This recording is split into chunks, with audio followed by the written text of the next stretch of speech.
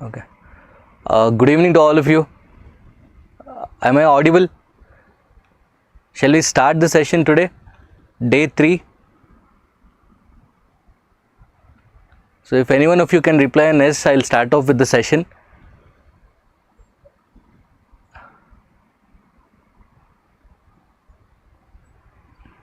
Okay, fine then. I welcome you all to day 3 of our S-Ilp program, which is our flagship integrated learning program. And I would like to reiterate the statement time and again, because that is how important the statement is and the special feature of the program is, right? So the consistency, accountability, and the most important third factor, that is called application of thoughts. So the first two things are taken care by the morning session that I have taken. I hope all of you have watched the day 3. What is the syllabus? What is the topic? What is the scope of the topic? What you have to cover, from where you have to cover? What are the important aspects of the topics that is under citizenship that you need to cover? And also the first part, we have divided fundamental rights into 3 parts here. So the first part is what I'll be covering today. So along with citizenship. So the fundamental rights from Article 12 to Article 18 is what I would be covering, right? So based on those questions, based on those topics, the questions have been picked up from the PYQs. So that is what I'll be discussing now. So in day 3, Meenakshi Yadav, good morning, good evening. And day 3, so day 3 is related to citizenship and fundamental rights, right? So let's see a couple of questions from fundamental rights and citizenship. And in fundamental rights, these are the articles that we would be covering. Article 12 to 18.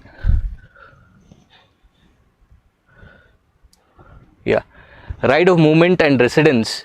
So first, this time what I'll be doing is I'll be taking the mains question first, and then we'll move on to the prelims question. So right to movement and residence throughout the territory of India are freely available to the Indian citizens, but these rights are not absolute, right? So again, as I said, any answer will be divided into intro, body, and the conclusion. So how will I introduce the answer here? How will I introduce? Can anyone help me out with this?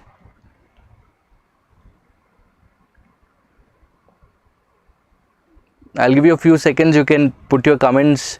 If not, I'll start off with the introduction here. Here, as I said, more than the quantity, that is the number of words, I think the quality matters here. So you need to mention the constitutional articles here and the Supreme Court cases here. So these are the 2 things that will get you a good score in polity. So what I'll do is, in the introduction, I'll start off with, directly I can start off with Article 19, I think it is D and E, right? Article 19 D and E relates to freedom of movement, right, across the country, and also residence. So these are the 2 articles that I need to quote. So I need to quote this and say what are the the significance of Article 19 D and E.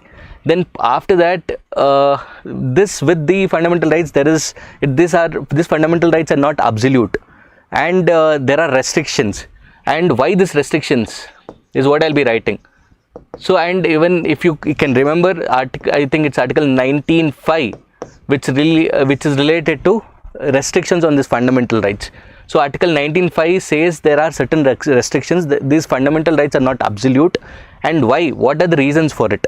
One is because of when the national security is under threat, or when there is for maintaining public order, public safety, right, integrity of the country, right? There are a lot of reasons like this. So because of these reasons, right, there are reasonable restrictions. So this is what I'll be writing. So then I'll come to the body, right? Then I'll be saying why this I'll be explaining this with the relevant cases here. So that is what will add value to my answer here.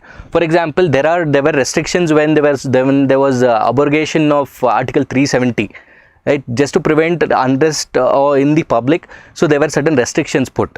So that example you can give, or even inner line permit, especially with respect to movement of people in Arunachal Pradesh and Nagaland.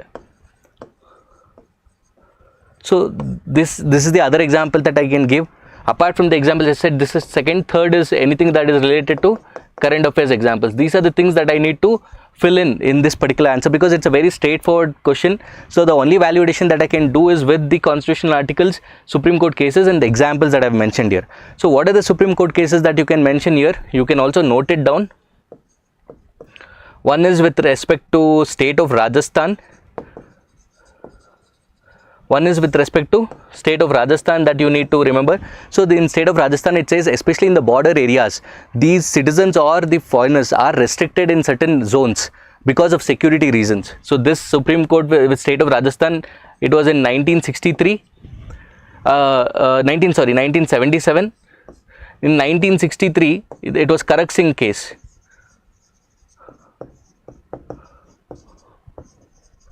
Karak Singh case that I can mention here.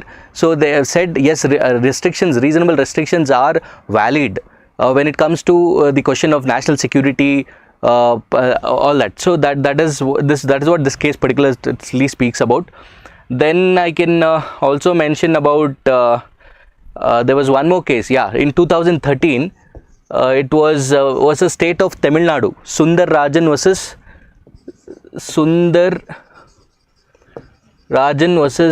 state of Tamil Nadu.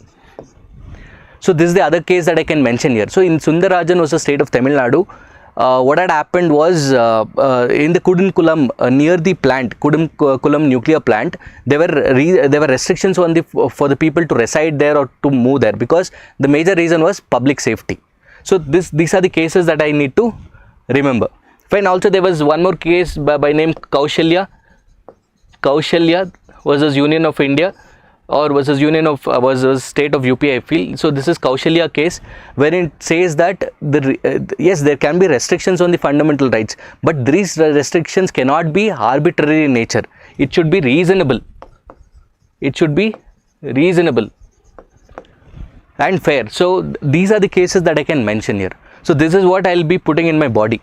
And then finally in the conclusion, I can say how we have to balance out the individual rights versus the community rights. Because even here, why this ILP is there, that inner line permit, because to safeguard the rights of the scheduled tribes. In fact, it is also given in the constitution that in article schedule 5 and schedule 6, the government can restrict the movement of the people to safeguard the indigenous tribes, their culture, practices, all that. So that point also can be given here. So these are the points that I'll be mentioning, and I'll be concluding with how we should be balancing it a bit with the individual rights and the public rights. So and why do we need such restrictions? So this is how I would be concluding my answer. Any doubts here? Any doubts in this particular question? Can anyone respond, please?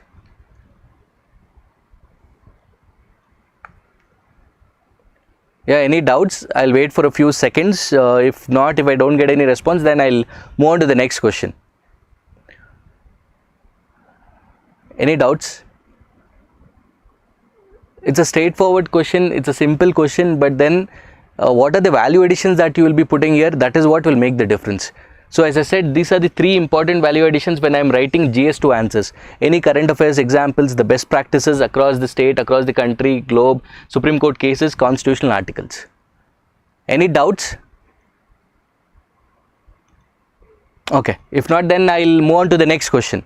Fine. What do you understand by the concept freedom of speech and expression? Does it cover 8 speeches also? Why do films in India stand on a slightly different plane from the other forms of expression? This was asked in UPSC 2022, right? So how would I introduce my answer here? Which article I would be quoting here?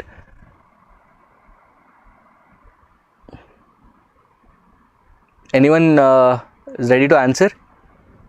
Which article can I quote here? In fact, this particular question comes in the next day, that is tomorrow's actual schedule. Actually, because it starts with Article 19 till Article 22. So these are the articles that I will be covering tomorrow. But nevertheless, we have taken it. Let me finish it off today itself. So anybody can give me an introduction here. Which article I should be mentioning here? Yeah, I need to be specific also here. I can be, yeah, Article 19 talks about right to free speech and expression. But along with that, again, there's a restriction, and the restriction comes under 19.2. It says again, it is not absolute. There are certain restrictions. The restrictions are carried here. It says that yes, anybody has a freedom for speech and expression in either orally or in a written format, right? Unless and until it does not harm the rights of the other people or it does not violate the law. So this is what the Article 19 says. So I can start off with this, but however, there are reasonable restrictions under 19.2. This is the next point that I'll be writing. So then I'll directly get into the body, where I'll be talking about the first part is answered. Then the second part, there are 3 parts to this particular question. The second part is about 8 speeches. And I can also write the significance also of this. Either I can write in my introduction or I can write in my conclusion also. Why do we need this freedom of speech and expression? Because so that we can air our views openly. We can bring in changes in the government, and not only that. For example, MKSS, the NGO MKSS actually was the reason in which the Right to Information Act came into being. Right, it's an NGO because of which the RTI Act came into being, or like you can hold the government accountable. So these are the things that you can give here. Fine. So coming to 8 speeches, in fact 8 speeches is actually not covered in the freedom of speech and expression in our constitution, but this thing, the 8 speeches can be punished under IPC section 153 A, B, all that. So this IPC section is what would actually punishes any kind of 8 speeches in the country. And you can always write what are these 8 speeches. Anything that is in a written format or in an oral format which incites people, certain sections of the people against the others. It can be based on gender, it can be based on religion, region, right? All this, it can be based on this. So I'll write what is the definition of 8 speech here, and here I can give examples again. The examples here can be Sanatic versus by Salman Khurshid, right? Because in his book that he had written, he had quoted this, which was actually hurting the sentiments of a particular region. So when you're writing an answer also, the choice of words become very important. Especially in polity, please be sensible here. Don't use to a particular community, or say to a Hindu community, to a Jain community, to a Muslim community. Please never mention that. The choice of words matter a lot, because that brings in maturity in your answers. So it was hurting certain community sentiments, because of which it was banned as well. So this I can give. Then there are a lot of 8 speeches especially when the political elections happen. Then there was this infamous Badla comment, right, given by one of the one of the famous politician, when the elections were happening in Haryana, where it said that a particular political party. So I'll be mentioning like that. I will not mention it whether it is UPA or BJP, all that. So here a particular community, it was accused that they were protecting those people who were killing Jats. So in the next election, what we would do is we'll take the revenge on them. So such statements cannot be used. All this comes under 8 speeches. Or also, if I have to give you one more example, is again on one of the prominent politicians, again had used children of the infiltrators, or those who have more children. So statements like that, and that can be interpreted in different ways, and it can also lead to connected to a particular religion, right? So all this can be an example here. So I can write that and give a few examples here, but when you're giving the example, please make sure that the choice of words become very important here, right? Then the next part of the answer comes with, why do films in India stand slightly different plane from other forms of expression? Other forms of expression, it can be media, it can be newspapers, it can be news channels, all that. So but why films? Why films is because films have a greater reach, deeper penetration, right? The reach is also huge, wide, and also it is deeper. It can make significant impact on the society, the culture, the social norms that is followed. So cinemas, as I mean, because it has that emotional sentiments attached to it, so that is the reason movies are treated in a different way altogether. And we have this board also, I think it is Central Films Board, Central Board, Certificate of Central Board, CBFC, so which actually approves and grades the movies, all that. So that certification is done. So this becomes very important, and I can say these are the reasons for which this is seen in a different plane.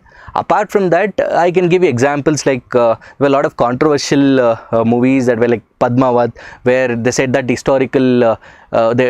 historical findings that they portrayed in the movie was wrong, and a lot of protests that were happening in certain states.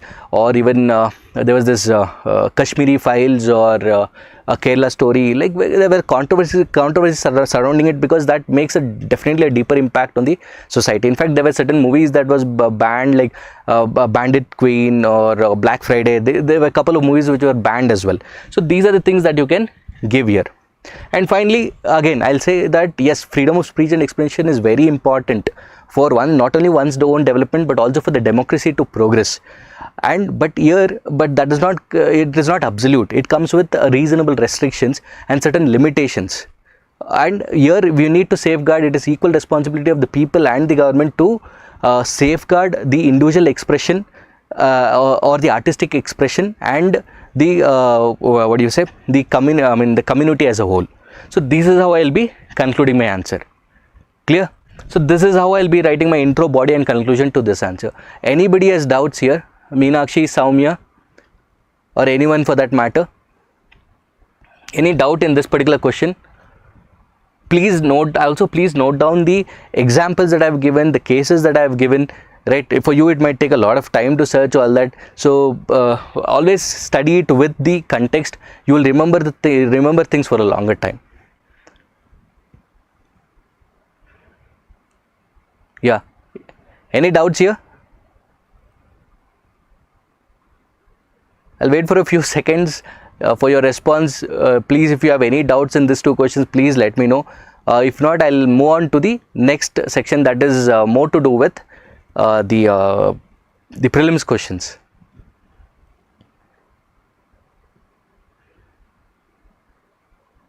Yeah. Meenakshi says no, sir. Soumya, any doubts, or any other students, any doubts you have here?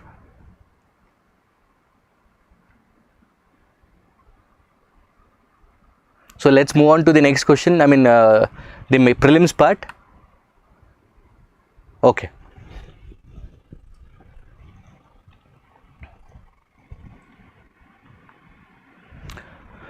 Fine. Coming to the prelims part, I have taken a couple of questions in prelims of today's topic, that is confined to citizenship and article 12 to 18. And also there's not been a single question that has been asked on citizenship in the last, say, 10 years or so. But then there can be a question, I mean, there can be a question on Citizenship Amendment Act, the recent Citizenship Amendment Act 2019, where there were certain controversies surrounding that a particular religion was left, and why only few selected countries like Pakistan, Afghanistan and Bangladesh was only considered. So all that, so that you should be keep a note on that, because that is the most important current affairs related to citizenship. Fine. So yeah, coming back to prelims question, with reference to India, consider the following statements. There is only one citizenship and one domicile. Yes, there is only one citizenship. We adhere to the union. There is nothing like a dual citizenship as we see in Switzerland or US. If I am from Karnataka, though I am from Karnataka, or say I am from UP, or say I am from Madhya Pradesh, my citizenship, I'll have only one citizenship, that is citizenship of India. It's not like I'll have a citizenship of Karnataka or UP or Madhya Pradesh, right? So this is right. And one domicile. So even I think in 2010, this it was Uttarakhand government which said that the domicile is only one. So that state of what do you say, the way basically there's a difference between residence and the domicile. So domicile basically means permanent residence, whereas normal residence means it's a temporary residence. Usually when you look at the other countries, domicile has two types. One type is domicile of origin, where you're born, and then the other option, the other kind of domicile is where you live. So there are options like that, and especially when it comes to border areas where they have an issue with divorce, child custody, all this will come into picture. So but here in India we have only one domicile, and it is also supported by 2010 Uttarakhand High Court also has said that there's only one domicile, right, one place of residence. So this statement is right. A citizen by birth only can become the head of the state. See, if I have earlier, no, this statements like only, any, so these are the extreme words. So earlier, because this was asked in 2021, so this used to work, and now you know that the pattern of Prelims has also changed. So but still, so that is the reason, don't just go by this, also read it once. Even the common sense tells me obviously these two statements are wrong, because the citizen by birth only can become, it's not only by birth but also by naturalization, right, by also naturalization. So that is the reason this statement is wrong. So there is another step by registration. So there are different 4 to 5 different means on which you can get a citizenship. Then a foreigner once granted the citizenship cannot be deprived of under any circumstance. Of course, right, it can be deprived, and it is given in Citizenship Amendment Act 1955 as well, right. It is given by in that, which states that either you can do it through renunciation, termination, or deprivation. These are the 3 methods in which you can actually forgo the citizenship. So when I say termination, but basically when you have got the citizenship by fraud, then it gets cancelled by termination. The government has all this say in that, has power to terminate the citizenship. When you say deprivation, it basically means it is like when you take the citizenship of another country, automatically that citizenship of that country, present country, will go off. So that is the meaning of deprivation. Clear? So renunciation is simple, where you directly renounce the citizenship. So this is the meaning of these 3 terms. So the answer is A, one only. Next question, which one of the following categories of fundamental rights incorporate protection against untouchability as a form of discrimination? A very simple and straightforward answer. Anybody wants to answer this? Yeah, Tirupati Naidu, Srinidhi, Adhika, if I'm not wrong, if I have Meenakshi, Soumya.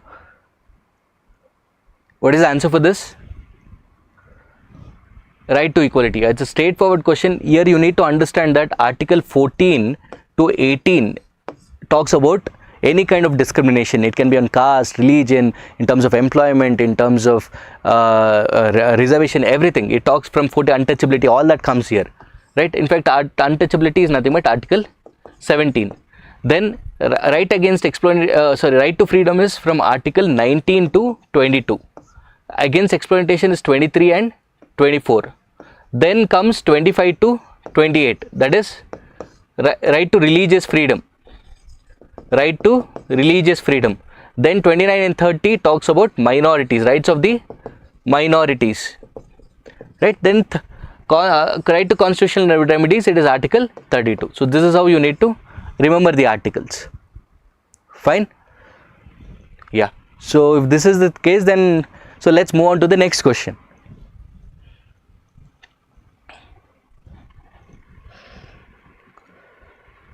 A legislation which confers on the executive or administrative authority an unguided and uncontrolled discretionary power in the matter of application of law violates which one of the following articles of the Constitution of India?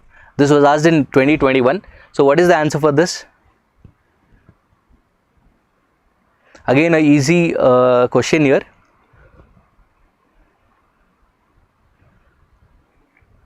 Anybody wants to answer?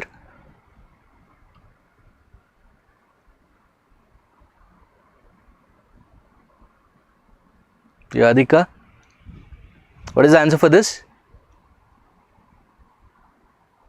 Yeah, it is A for Ahmedabad, that is Article 14, because Article 14 talks about rule of law, right?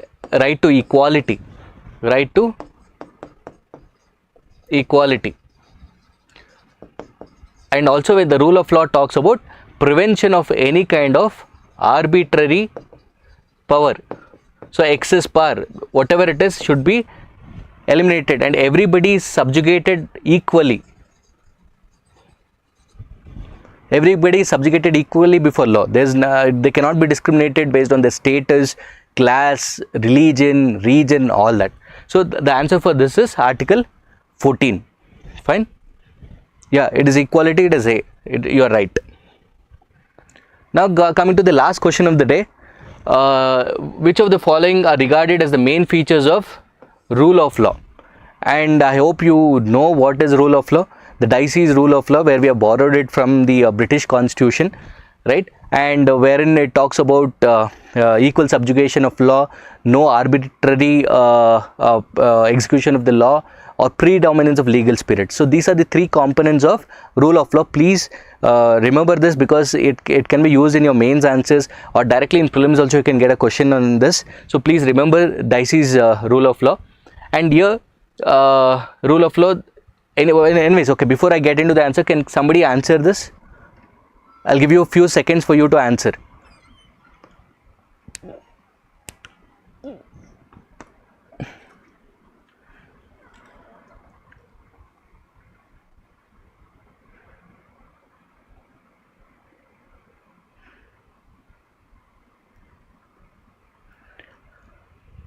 What is the answer for this particular question? C. Yeah, it is C. 1, 2 and 4 is the answer. So rule of law, as I said, limitation of powers, no arbitrary powers. So the limitation of power is right. Everybody is equal before the law is also right. People's responsibility to the government. It is not the people's responsibility to the government. It is the other way around. It is the government's responsibility to the people. So that is the reason this statement is wrong. Then liberty and civil rights. Yes, this safeguards liberty and civil rights. So these are the three statements. So the answer for this is 1, 2 and 4. Clear? So any doubts? Any doubts in this particular topic? It starts with citizenship and the first part of fundamental rights, from Article 12 to Article 18. So any doubts here? Yeah, it's reverse statement 3. So when you reverse it, then it becomes right. Any doubts? Tirupati Naidu, Meenakshi Yadav, Srinidhi, Adhika.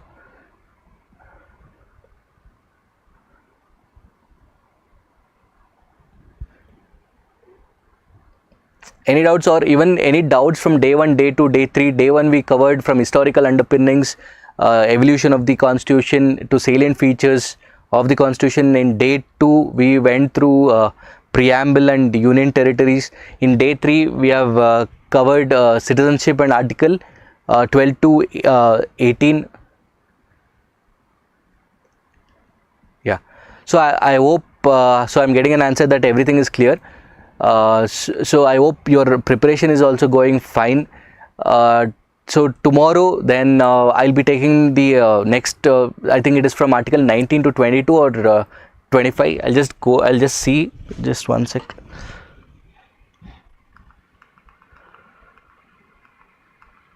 So day 4 we'll be doing this fundamental rights, that is Article 19 to 24 is what we'll be covering. Fine. So again, before coming to the class, please look into the video on what you should be doing, what are the topics that you will be covering under Article 19 to 24. I've done a detailed analysis there. What is the scope and what are the subtopics and what should be emphasized here, because there's so many articles, in what way you can remember all that. So after that, in the evening we can again join and we can discuss the questions related to the previous year questions from Article 19 to 24.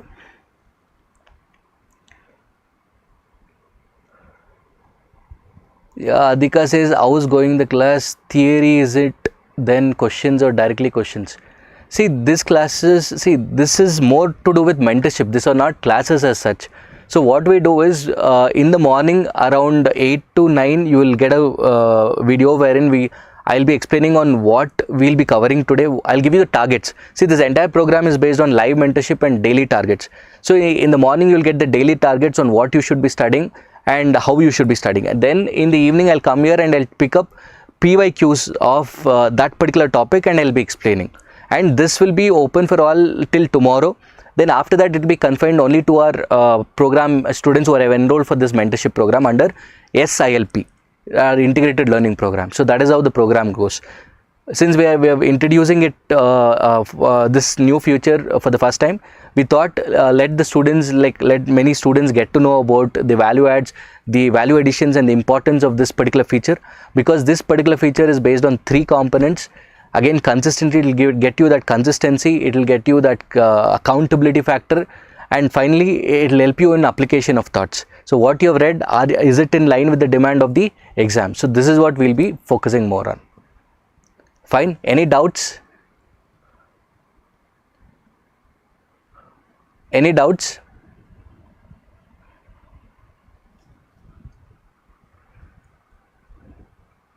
Okay then, I hope everything is clear, and wish you all the best, and let's join tomorrow, and yeah, good night.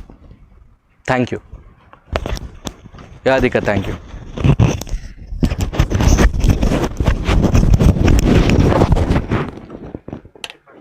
Yeah.